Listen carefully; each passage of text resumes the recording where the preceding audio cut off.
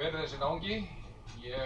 Móðir mín er frá Eystra Geldingaholti í Gnúpverjahreppi í Árnessýslu og faðir mín er frá Hamri í Múlasveit í Barðastrandarsýslu.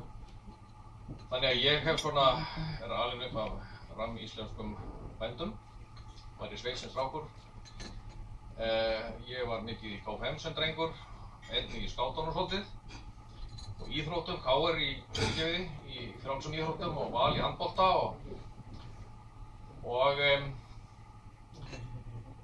menntun mín, ég var í menntaskólanum í Reykjavík, ég guðfræðingur frá Háskóla Íslands, fór í framhaldsnám til Kaliforníu 10 árum seinna, 1991, tók mastersgráðu þar í guðfræði og á gammalsaldri þá skellti ég mér í háskólann aftur og skrifaði doktorsritgerð í mannfræði karlmennsku og ritúr.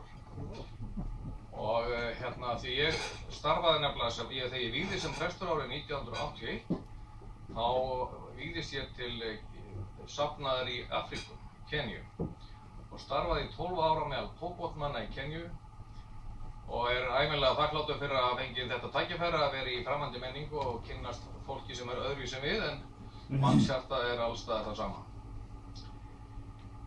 Síðan hef ég starfað fyrir Kristniboðssambandið, ég var framkvæmdastjóri KFMK í 5 ár og síðan hef ég verið í prestskap.